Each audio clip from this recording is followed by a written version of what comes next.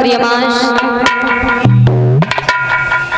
अर्चनीय वंदनीय अखंड कोट नायक जगदीश जगदाधार सदगुरुदेव भगवान के चरणों में नमन करती हूँ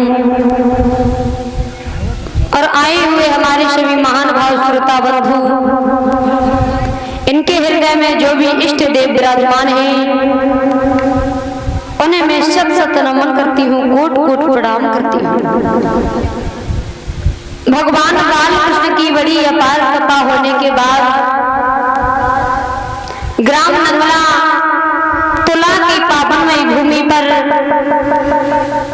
श्रीमद् भागवत सप्ताह ज्ञान यज्ञ कथा का आयोजन रचा गया है, जिस कथा को चलते चलते आज तृतीय यानी तीसरा दिन आ चुका है। बड़े सौभाग्य हैं ऐसे भक्तों के जो ये ज्ञान रूपी गंगा आप लोगों के बीच में बह रही है। वैसे तो गंगा स्नान करने के लिए यहाँ से फरुखाबाद जाना पड़ता है, लेकिन ये वही ज्ञान रूपी गंगा आपके गांव में बह रही है। गंगा जी में स्नान किसने किसने किया, हाथ उठाएं जरा। वैसे सभी ने किया है।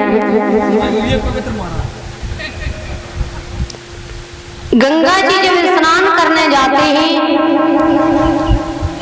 गंगा में स्नान क्यों करते हैं कि हम अपने सारे पापों को धुल देते हैं, सारे पापों को छार करने, पापों को नष्ट करने जाते हैं। गंगा को हमारा क्या मानते हैं, माँ माँ मानते हैं ना। तो जब गंगा स्नान करने जाते हैं, क्योंकि हमारे सारे पाप नष्ट हो जाएं, और सब लोग गंगा स्नान करने गए भी हैं,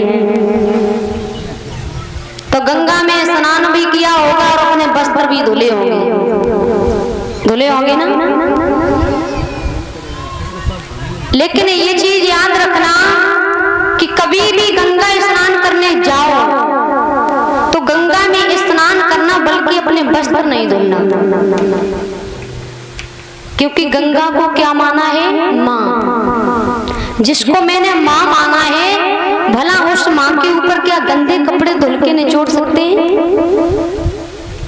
तो कोई बात नहीं, अगर अब तक धुले हो तो कोई बात नहीं है, लेकिन अब नहीं धुलना, ठीक? मानोगे सब लोग? क्योंकि गंगा माँ है मेरी, जिसे मैंने माँ माना है, कभी उस माँ के ऊपर अपने गंदे वस्त्र निचोड़ नहीं सकती। अगर गंदे वस्त्रों को निचोड़ दिया तो तुम्हारे पाप नष्ट नहीं हुए, बल्कि पाप ऊपर और हो गए।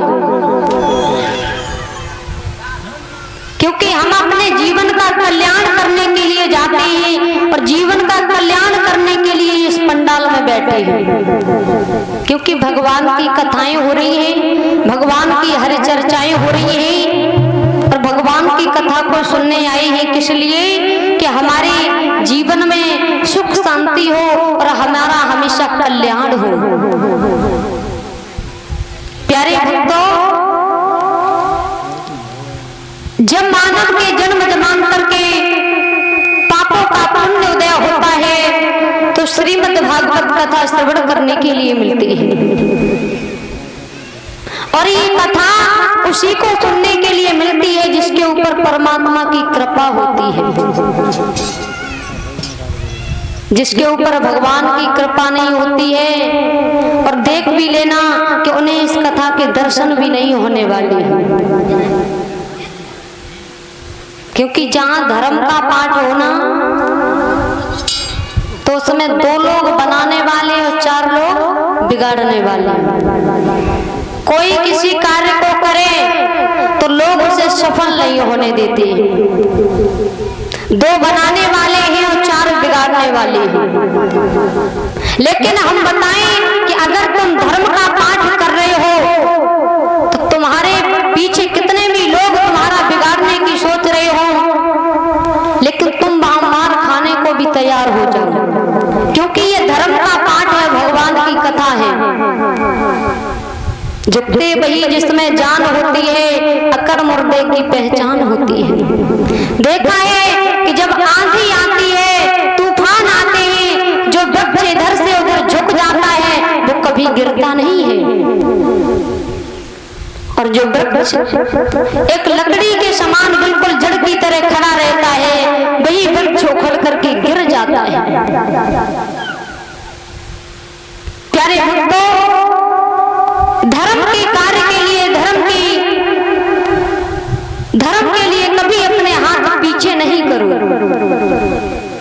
क्योंकि मानव का जन्म मिला है, भगवान ने ये शरीर दिया है, एक न एक दिन ये शरीर इसी मिट्टी में मिल जाएगा, और हम अगर पुण्य करके जाएंगे तो हमें भगवान की प्राप्ति होगी। ये जीवन है, एक मेला है, एक दुकान है। कितने लोग कहते हैं कि ये मेरा गांव है, हाथ उठाएं। कोई नहीं कहता है। हाँ, सब लोग कहते हैं कि ये मेरा गांव है, लेकिन जे बताओ महाराज, जे गांव जब तुम्हारे बब्बा को पर बब्बा को नायब हो तो तुम आओ कैसे हैं? आए गांव तो उसी जगह पे है, तुम्हारे दादा परदादा आए छोड़ के चले गए, धीरे धीरे सबकी टिकट कटी जा रही, लेकिन गांव कहीं नहीं गया। तो ये गांव किसी का है? किसी का नहीं है। ये एक मेला है, जैसे अब समझ लो हमारी दुकान एरवा में, फिर बिधुना में, तो ये एक तरीके की दुकान है, मेला है। एक न एक दिन इस संसार को छोड़ करके जाना है, और लिखा भी गया है